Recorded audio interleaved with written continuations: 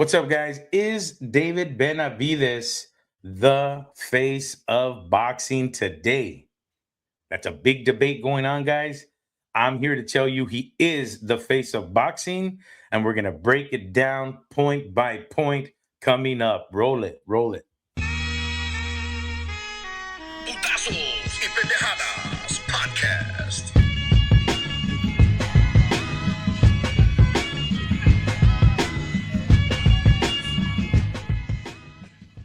What's up, guys? What's up? Mark Salinas here with PYP Boxing. Thank you for joining us. And yeah, man, David Benavidez is the man. He's the dude.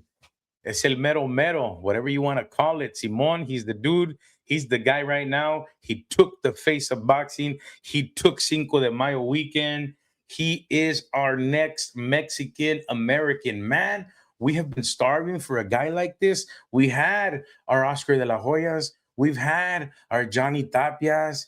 We've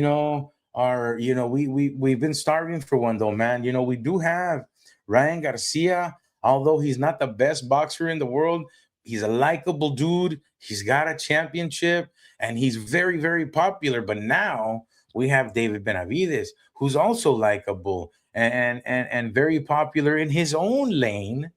And he, chingao man, just won 3 divisions, guys. So let's go into why he is the man right now. Reason number 1, historic stuff that he's doing, man. Historic stuff. The guy's got 3 titles in 3 different weight classes. That's stuff that like Julio Cesar Chavez has accomplished, Eric Terrible Morales has accomplished. That is historic stuff. But this guy gained 25 pounds to do it. No mames, bro. That right there should be enough to make him the face, man. He did it in a higher weight class. He did it at 168, 175, and 200 pounds. That's hard stuff to do. So doing historic stuff, and then with a lot more hurdles, at a bigger class where it's hard to do to gain 25 pounds and win a championship. So that's point number 1. He got chinga. Why should I even go any further? Con eso tienen. Con eso tienen. Man, well, that's all you need right there. That's hard stuff to pull off.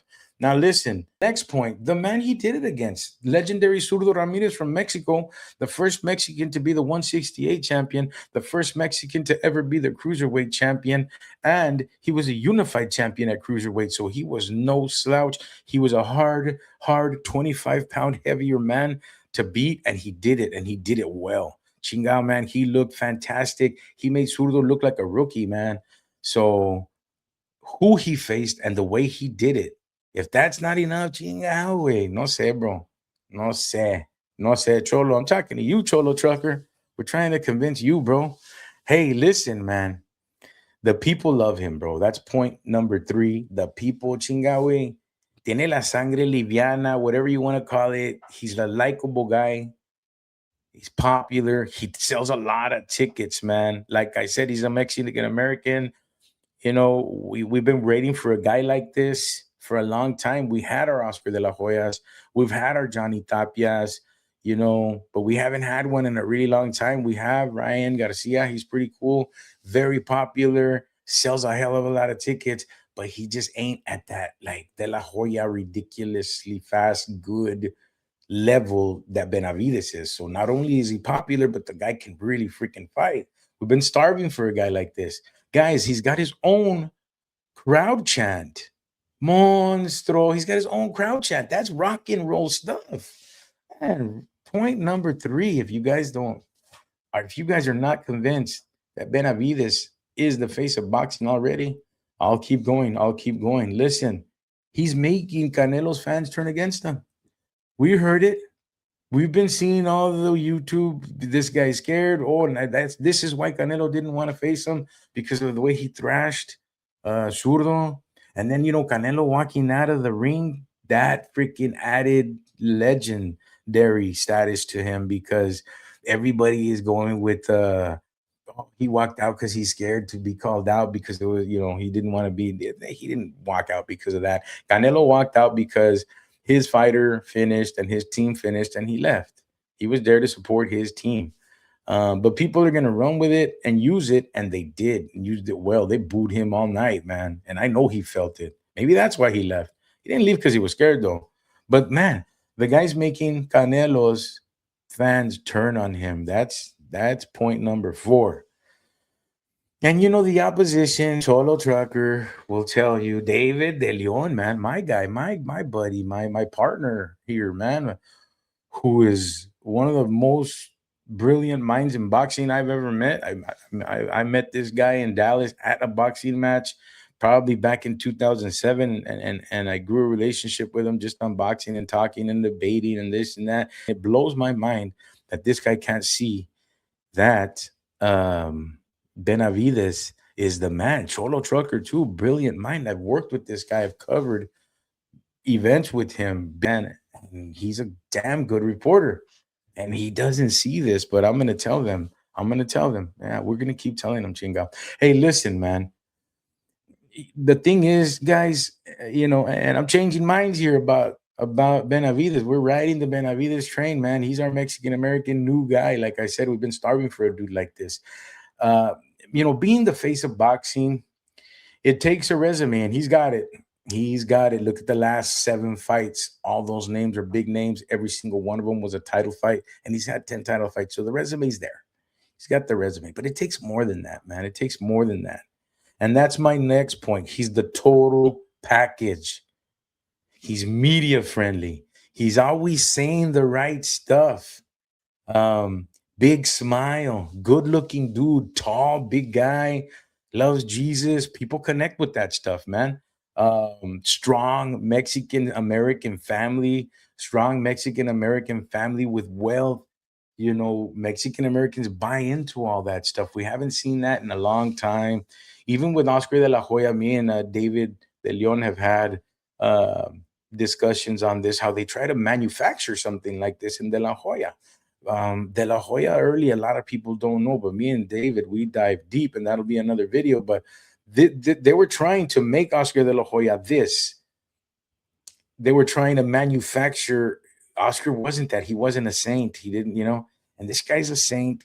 He loves family, loves Jesus, doesn't really, yeah, he had that one hiccup but he was a young guy.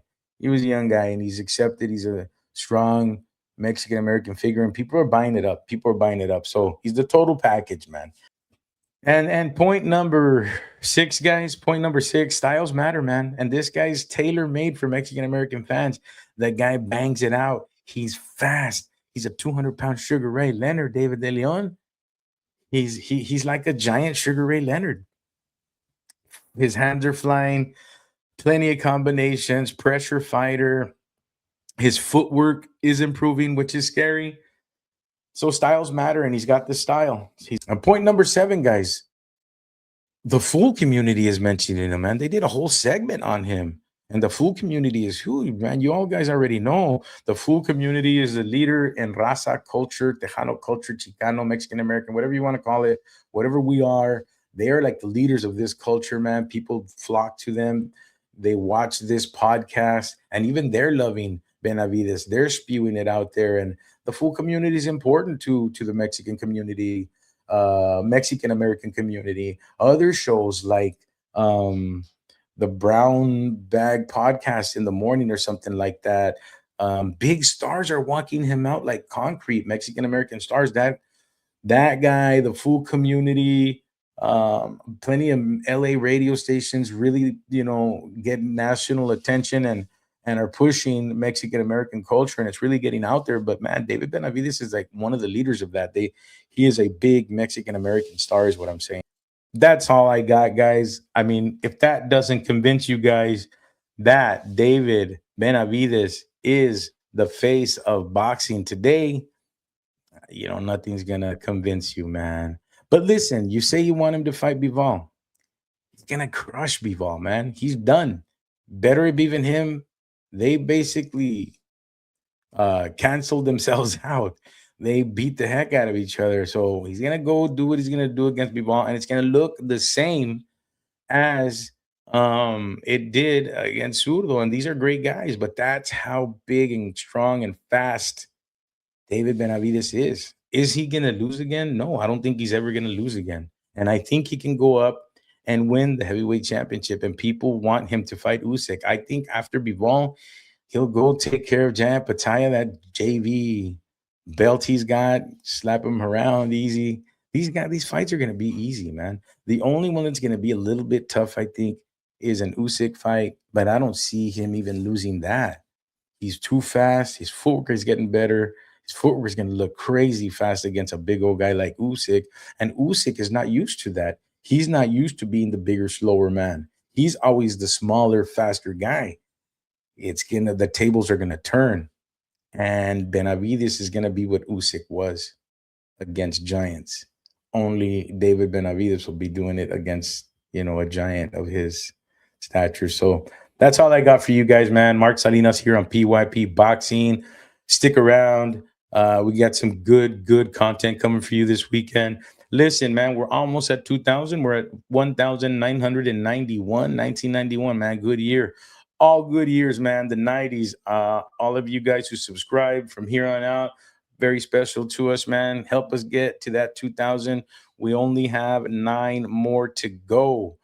Drop your comments. What do you guys think? Is Benavidez the face of boxing? I think so. I think he's got 3, 4 more fights. He's going to end it knocking out Usyk for the heavyweight championship of the world, and he's going to go down in history as a 4th division champion at the highest level possible, man.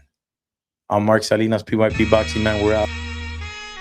Putazos y pendejadas podcast.